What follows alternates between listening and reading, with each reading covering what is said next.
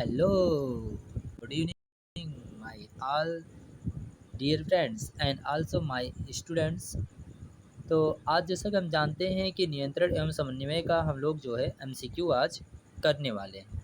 ठीक है, बहुत ध्यान से एक एक प्रश्न को बहुत ध्यान से करेंगे। ठीक है, आइए पहले प्रश्न को अटेम्प्ट करते हैं और देखते हैं आखिर ये पहला प्रश्न क्या कहा जा रहा है। पहले प्रश्न में पहला प्रश्न का क्या कहा गया है। मनुष्य के शरीर की सबसे मनुष्य के शरीर की सबसे बड़ी ग्रंथि है। आपको ये बताना है मनुष्य के शरीर की सबसे बड़ी ग्रंथि क्या है। लीवर है, अग्नाशय है, अंडाशय है या फिर एड्रीनल है। बताइए कि मनुष्य के शरीर की सबसे बड़ी ग्रंथि क्या है। तो अगर हम मनुष्य के शरीर की सबसे बड़ी ग्रंथि की बात करें तो करेक्ट आंसर क्या हो जाएगा, लीवर।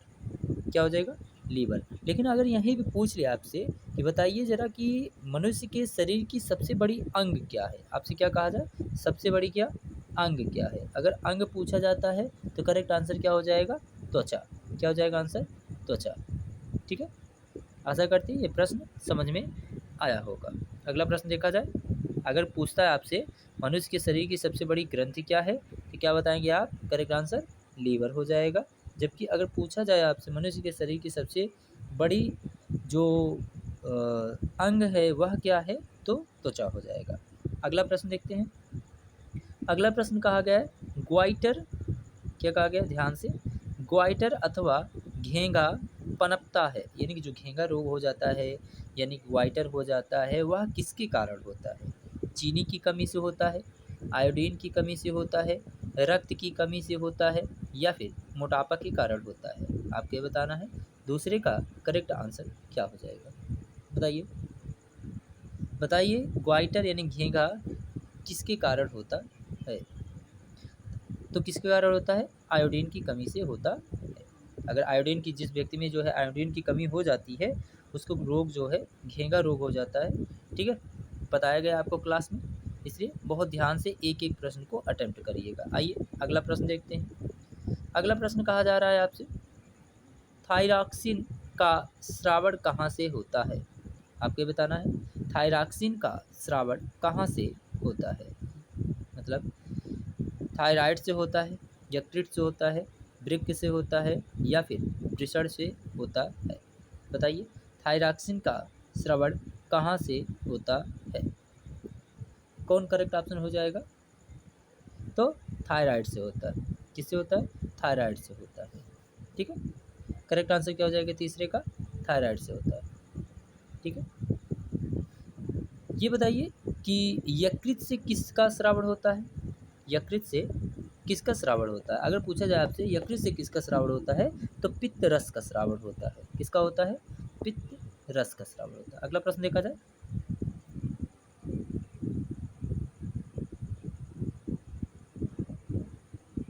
अगला प्रश्न देखिए, मानव में पूछा गया आपसे, मानव में डायलिसिस थैली है, नेफ्रॉन, न्यूरॉन, माइटोकॉन्ड्रिया, इनमें से कोई नहीं। बताइए चौथे का करेक्ट आंसर क्या हो जाएगा। मानव में डायलिसिस थैली है, कौन सा है, चौथे का करेक्ट आंसर बताइए। तो ऑप्शन नंबर ए यानी कि नेफ्रॉन हमारा करेक्ट आंसर हो जाएगा। ठीक है, अगला प्रश्न देखा जाए। अच्छा, अगर न्यूरॉन की बात करें, अगर न्यूरॉन की बात किया जाए, न्यूरॉन की अगर बात करें तो यह तंत्रिका तंत्र की रचनात्मक एवं क्रियात्मक इकाई होती है। ठीक है, आगे बढ़ते हैं। अगर माइटोकॉन्ड्रिया की बात करें तो माइटोकॉन्ड्रिया क्या है। माइटोकॉन्ड्रिया की अगर बात करें, माइटोकॉन्ड्रिया क्या करता है, ये जो सेल्स होते हैं इनको जो है ऊर्जा प्रदान करने का काम करता है। माइटोकॉन्ड्रिया क्या करता है, ऊर्जा घर भी कहा जाता है इसको, है ना। आइए अगला प्रश्न देखते हैं। अगर अगले प्रश्न की चर्चा करें हम लोग तो अगले प्रश्न में क्या कहा जाता है, भोजन का पाचन किस प्रकार की अभिक्रिया है। भोजन का पाचन जो होता है यानी कि जो भोजन पचता है पेट में, यानी कि भोजन का पचना किस प्रकार की क्रिया है। उपचयन है, संयोजन है, अपचयन है या फिर विस्थापन है। पांचवे का करेक्ट आंसर बताइए।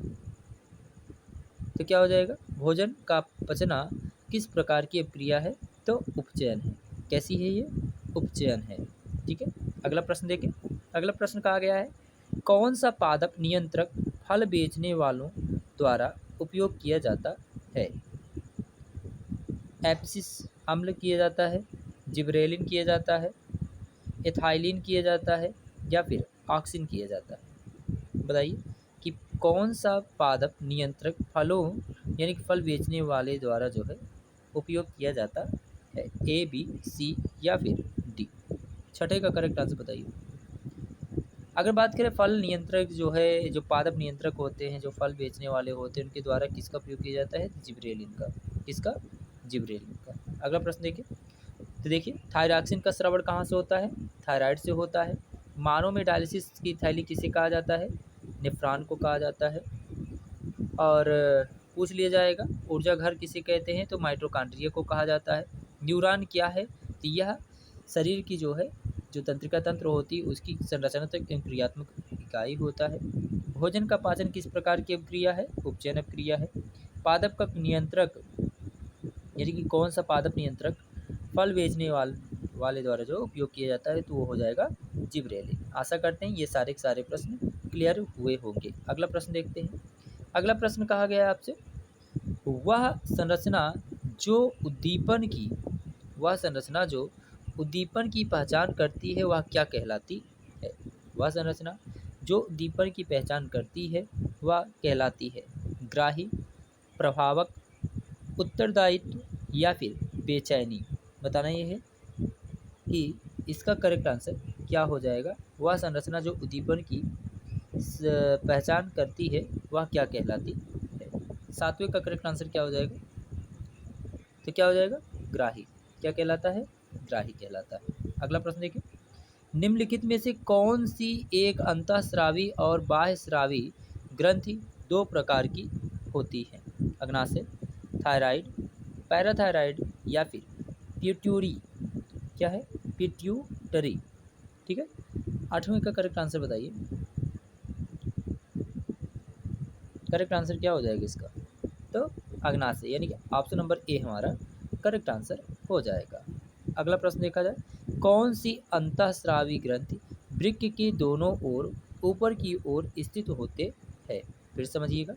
कौन सी अंतःस्रावी ग्रंथि वृक्क के दोनों ओर ऊपर की ओर स्थित होते हैं? गोनेड्स है, पिट्यूटरी है, अग्नाशय है, एड्रिनल है। बताइए नौवें का करेक्ट आंसर क्या हो जाएगा? अगर बात करें अंतःस्रावी ग्रंथि जो कि वृक्क के दोनों